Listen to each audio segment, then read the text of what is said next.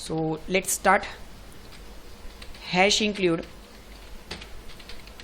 iostream.h, then उसके बाद hash include conio.h, then उसके बाद देखो hash include iostream.h, hash include conio.h, then उसके बाद हम स्टार्ट कर रहे हैं क्लास.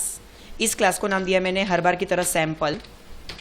इसके अंदर प्राइवेट में हमने क्या लिया, इंटीजर का x, y.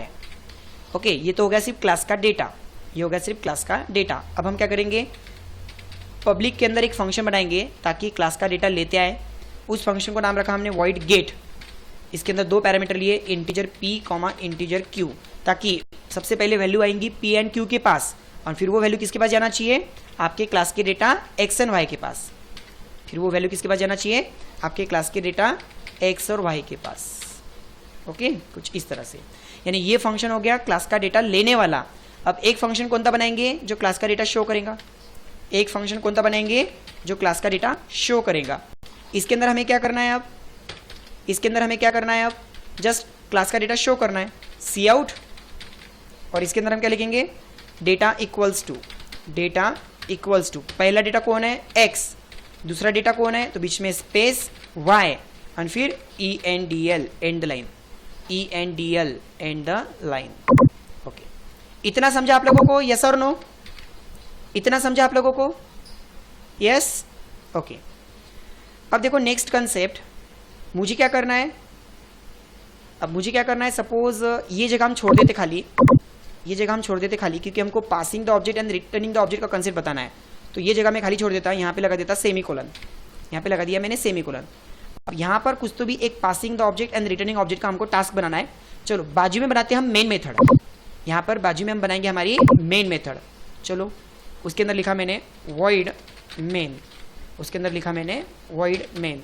सबसे पहले CLR SCR, क्लियर स्क्रीन. अब मेरे क्लास का नाम क्या है, यहाँ पर मेरे क्लास का नाम क्या दिया है, यहाँ पर मेरे क्लास का नाम क्या दिया है, सैम्पल. तो आपको यहाँ पे क्या करना पड़ेगा, सैम्पल क्लास के ऑब्जेक्ट्स बनाना पड़ेगा. यहाँ पे आपको क्या करना पड़ेगा, सैम्पल क्लास के ऑब्जेक्ट बनाना पड़ेगा. सो सैम्पल S1, S2, S3. ऐसे मैंने कितने ऑब्जेक्ट बनाए, 3. ऐसे मैंने कितने ऑब्जेक्ट बनाए, 3. पहला ऑब्जेक्ट क्या क्या ले सकता, x और उसका y. पहला ऑब्जेक्ट यानी कि S1 क्या ले सकता, उसका x उसका y. कैसे, S1 डॉट गेट कॉल करने से. जैसे ही S1 डॉट गेट के अंदर अगर मैं कोई 2 वैल्यू पास करता हूँ 10 एंड 20, सबसे पहले ये वैल्यू किसके पास जाएंगी, सबसे पहले ये वैल्यू किसके पास जाएंगी, यानी कि S1 ने जब गेट नाम का फंक्शन कॉल किया उसके अंदर 2 वैल्यू पास की. अब ये 2 वैल्यू सबसे पहले किसके पास गई, P एंड Q के पास. बट वो P एंड Q की वैल्यू किसके पास गई, x एंड y के पास. किसके x एंड y के पास, तो जिसने कॉल किया यानी S1 के x एंड y के पास. मतलब S1 का x कितना हो गया, 10. S1 का y कितना हो गया, 20. S1 का x कितना हो गया, 10 और S1 का y कितना हो गया, 20. यस और नो? समझा आप लोगों को, यस? ओके. अब अगर इसका मतलब मैं S1 डॉट शो करता हूँ, S1 डॉट शो करता हूँ तो आउटपुट क्या आएगा, S1 डॉट शो करता हूँ तो उसका आउटपुट क्या आएगा, जो उसके x और y है, that is 10 and 20, that is 10 and 20. Okay, clear यहां तक? ओके. नाउ सेम जिस तरह से S1 ने इस फंक्शन को कॉल करके, S1 ने इस फंक्शन को कॉल करके अपना डेटा लिया और शो किया, उसी तरह अब कौन कॉल करेगा, अब कौन कॉल करेगा, S2 डॉट गेट. अब कौन कॉल करना है, S2. उसने डेटा पास किया सपोज 5 और 55, उसने डेटा पास किया सपोज 5 और 55. अगेन अब ये डेटा किसके पास जाएगा, अगेन ये डेटा किसके पास गया, सबसे पहले P एंड Q के पास. बट वो P एंड Q किसके पास जा रहा है, X एंड Y के पास. किसके X एंड Y के पास, जिसने कॉल किया, मतलब S2 के X एंड Y के पास. तो S2 का X कितना बन गया, 5 और S2 का Y कितना बन गया, 55. S2 का X कितना बन गया, 5 और S2 का Y कितना बन गया, 55. ओके, इसका मतलब जब मैं S2 डॉट शो करूंगा तो आउटपुट क्या आएगा, जो S2 का डेटा है, जो S2 का डेटा है. जैसे S1 का डेटा क्या शो होने वाला है, 10 और 20. उसी तरह S2 का डेटा क्या शो होने वाला है, 5 और 55, 5 और 55. ओके, ठीक है. नाउ अब मुझे क्या करना है, अब मुझे क्या करना है, अब मुझे S3 से गेट फंक्शन कॉल नहीं करना है. अब मुझे S3 से गेट फंक्शन कॉल नहीं करना है. मुझे कोई तो भी एक सम नाम का फंक्शन कॉल करना है. मुझे कोई तो भी एक सम नाम का फंक्शन कॉल करना है.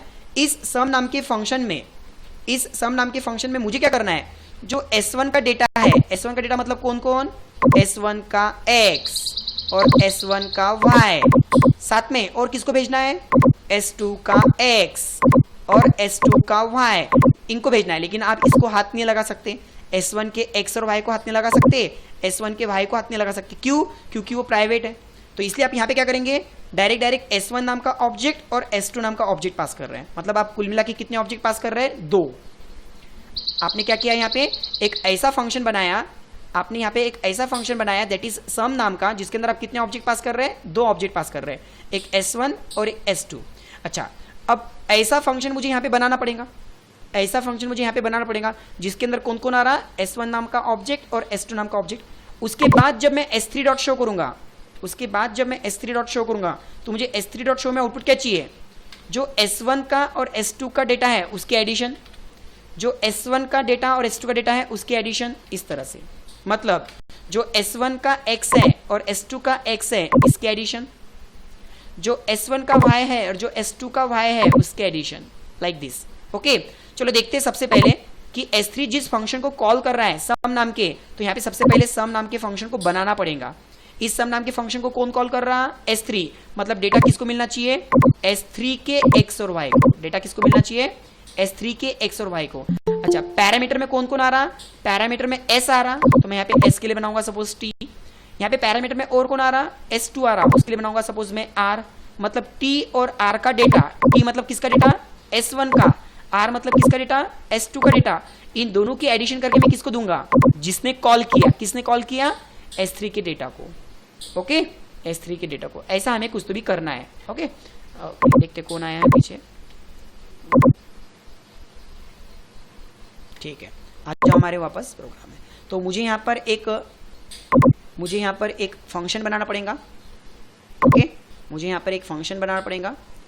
कौन सा फंक्शन, जो S3 कॉल कर रहा है, दैट इज वॉइड सम नाम का फंक्शन। अब बाजू में देखो, सम नाम के फंक्शन में कितने पैरामीटर आ रहे हैं, 2, एक S1 और एक S2, और दोनों के दोनों कौन से टाइप के पैरामीटर है, सैंपल टाइप के। दोनों के दोनों कौन से टाइप के पैरामीटर है, सैंपल टाइप के। तो S1 को लेने के लिए बनाया मैंने रेफरेंस टी। रेफरेंस टी मतलब S1 की पूरी वैल्यू अब किस में रहेंगी, T में। और S2 को लेने के लिए बनाया मैंने सैंपल का रेफरेंस R। S2 को लेने के लिए मैंने क्या बनाया, सैंपल का रेफरेंस R। यानी कि यहां पर क्या हुआ, S1 की पूरी वैल्यू किस में आ गई, T में, और S2 की पूरी वैल्यू किस में आ गई, तो R में। तो यहाँ पे T मतलब कौन, S1 का डेटा, और R मतलब कौन, S2 का डेटा। इन दोनों की एडिशन करके मुझे किसको देना है, जो कॉल कर रहा, कौन कॉल कर रहा, S3। यानी कि पूरा डेटा किसको देना है, S3 को देना है। चलो करते इसके अंदर कोडिंग, करते इसके अंदर कोडिंग।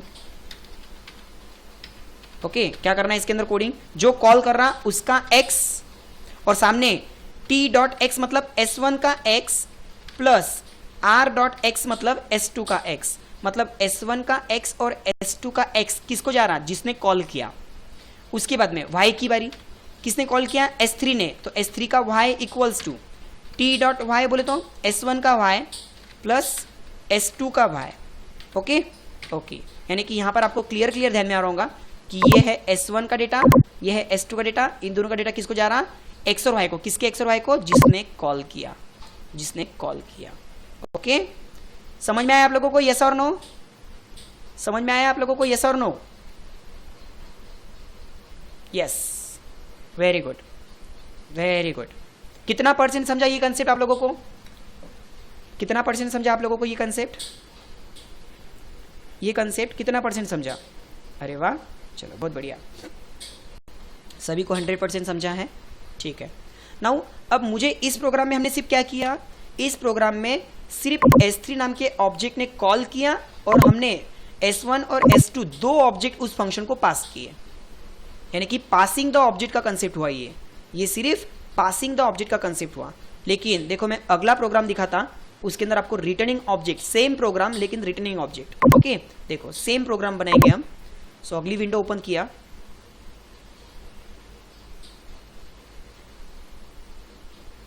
इस अगली विंडो में हम देखो क्या कर रहे हैं, वापस से सेम प्रोग्राम लिखेंगे पूरा as it is, hash include